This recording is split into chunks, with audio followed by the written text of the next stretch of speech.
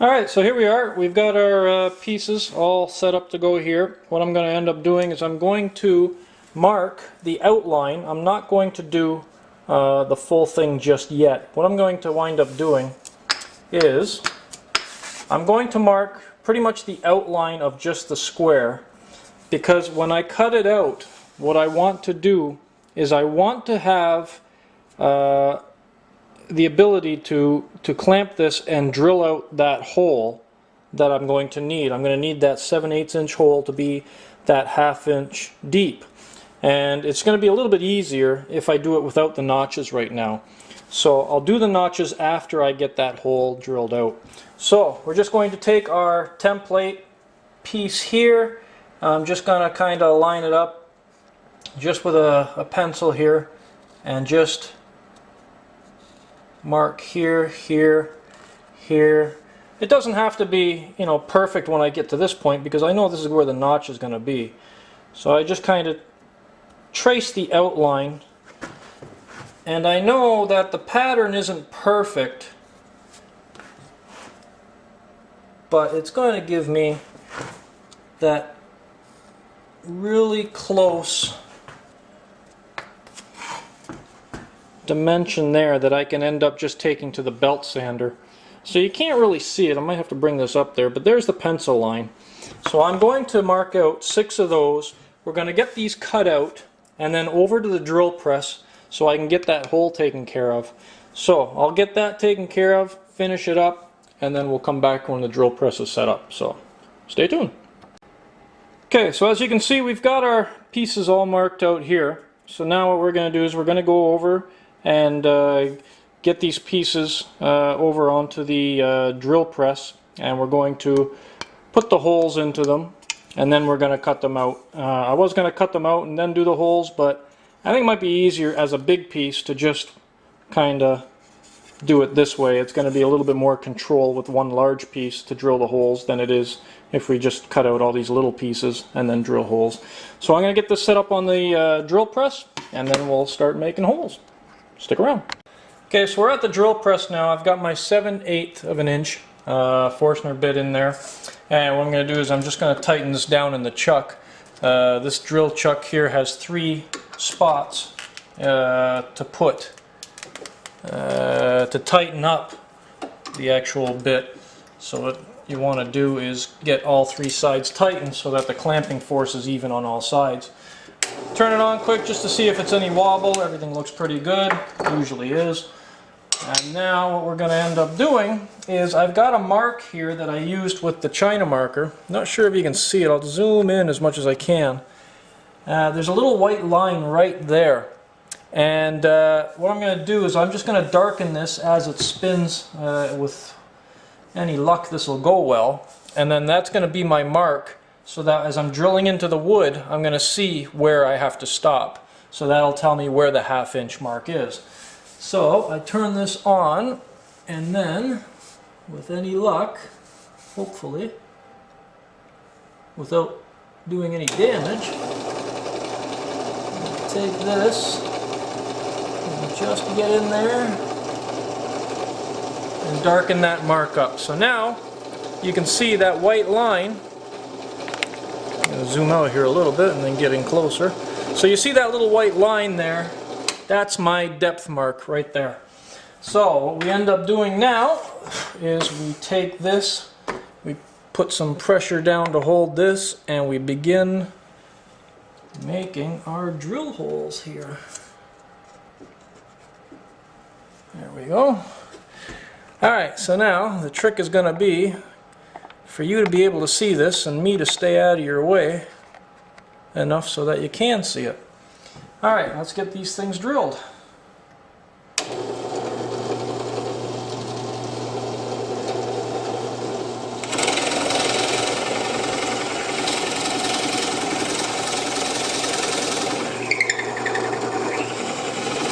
Keep lifting the bit up every once in a while to clear out the chips and to just give that bit a chance to cool off just a little bit.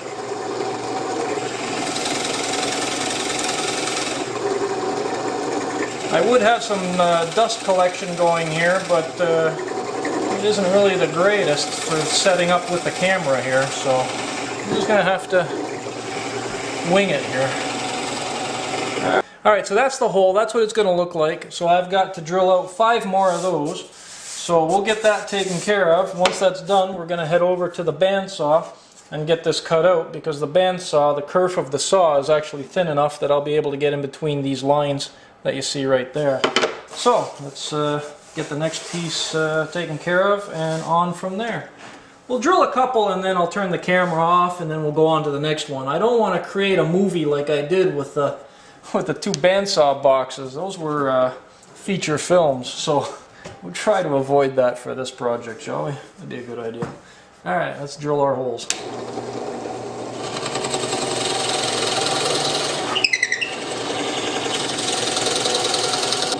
Looks good. Alright, so we'll continue with that and we'll get ready to cut on the bandsaw when we're done. So we're going to get this cut started here. I'm going to start up my dust collector, get the bandsaw going, and we'll make these cuts and yeah, get this project going.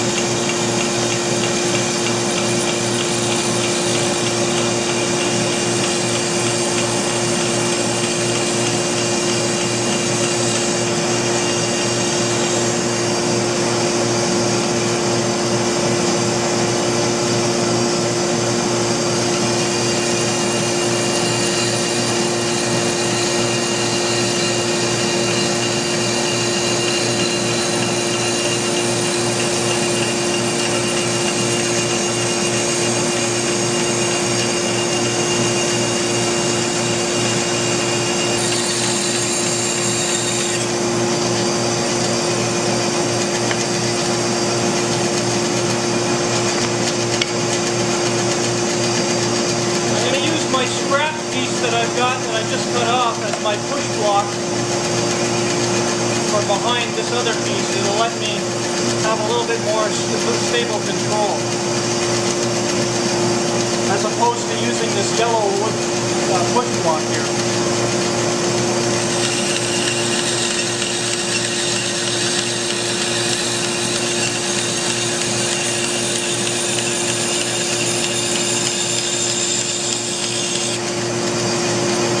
All my pushing is done with my left hand. My right hand is just guiding a piece, keeping it straight.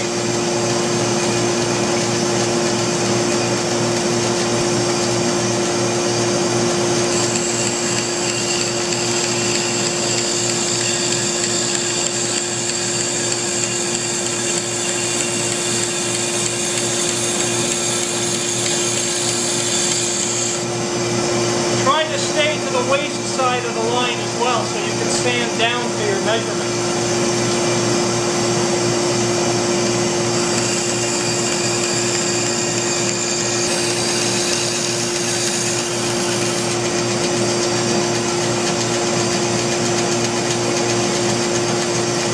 Instead of doing this, being a little bit more unstable, what I'm going to do is I'm going to flip the piece around so I get more of my push block that I'm using behind the stock that I'm cutting.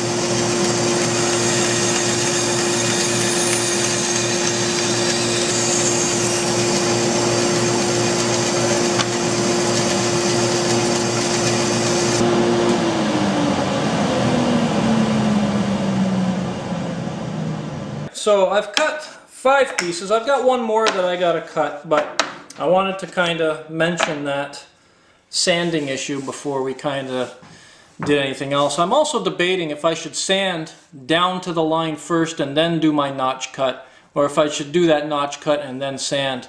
But I think if I do the notch cut and then sand, I might have some blowout happen. So I think I'll just sand down to the line and then do my notch cut, that 1/4 inch by 1/4 inch there, and then straighten this whole thing out. So I'm going to cut my last piece that I've got here. It's not going to take too much. I won't really need the dust collector for 2 cuts, pretty much for 4 inches here. So I'm going to make this cut really quick, and then we'll set up for the belt sander.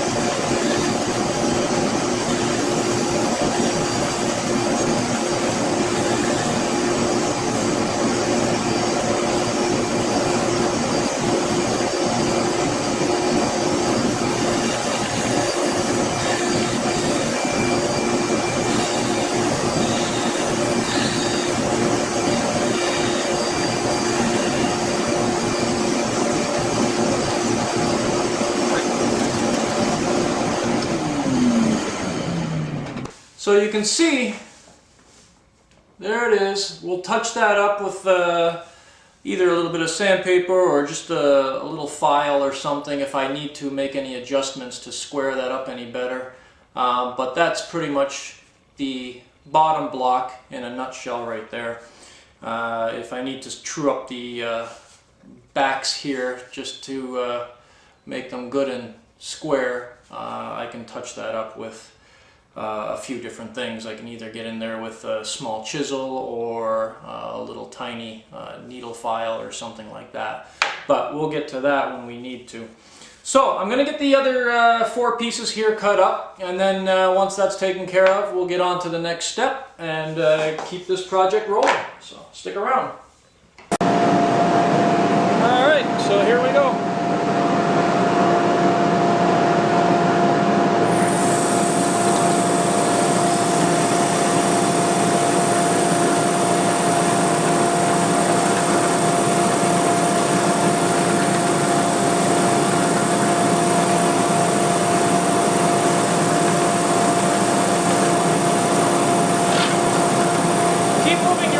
Around so you don't burn the wood, and to keep fresh sandpaper touching the stock as much as possible.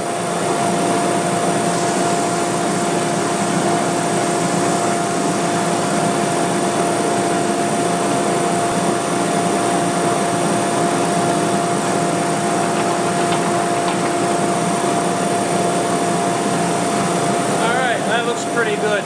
I don't want to sand too much from the top and bottom because I don't want to make it smaller than that 5/8 of an inch. Then I've got more problems on my hands.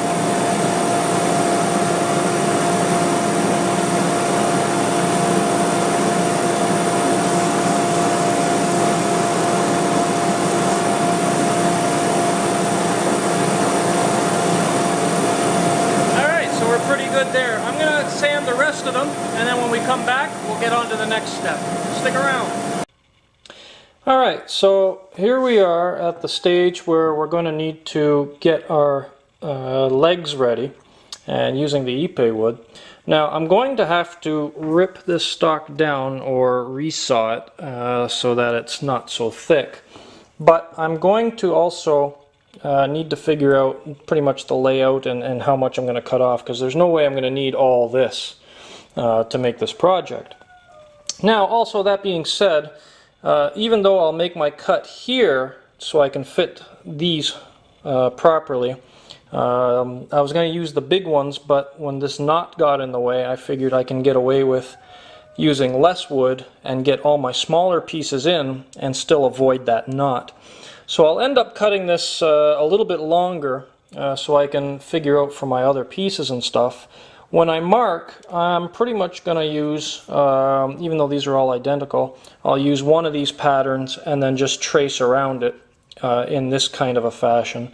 So I just wanted to get this note here for you. You don't want to use, you don't want to cut your pattern over things like this where there's a knot, because it's already starting to split the wood there.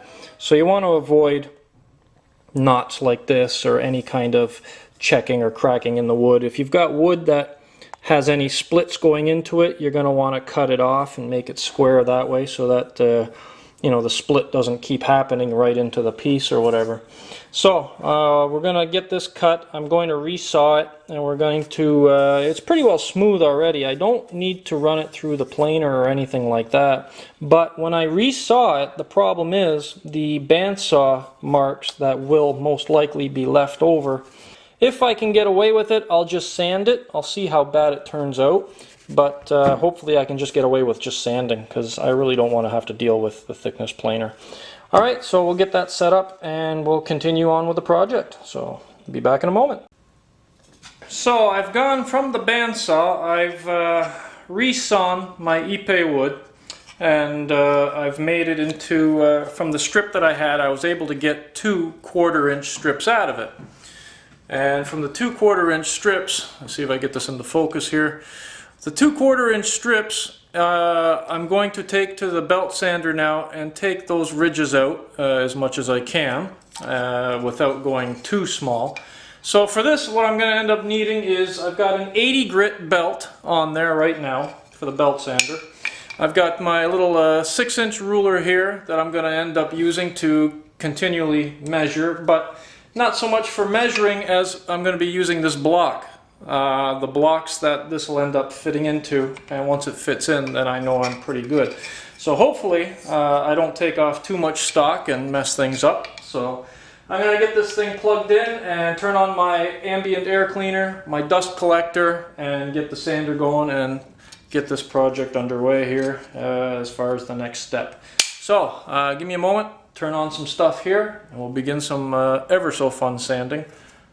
Safety note, you know, dust collection, yes, extremely important, but also wear a dust mask. When you're working with belt sanders, they kick up a ton of dust. So that's my 2 cents. All right, let's get things going here.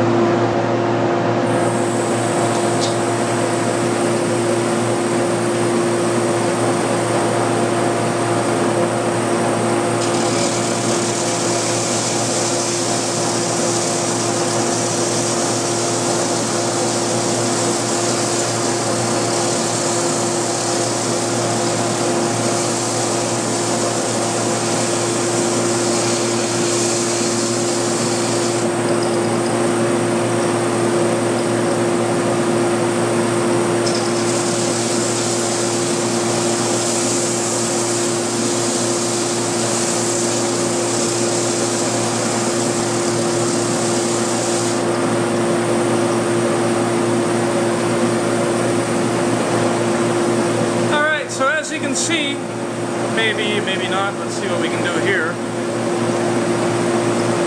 It's starting to get there. It's getting smoother and smoother, but it's going to take a little while. So what I'm going to do is I'm going to shut the camera off because this is going to take a bit. And when we come back, this will all be pretty much thickness size to thickness, and then we'll continue from there.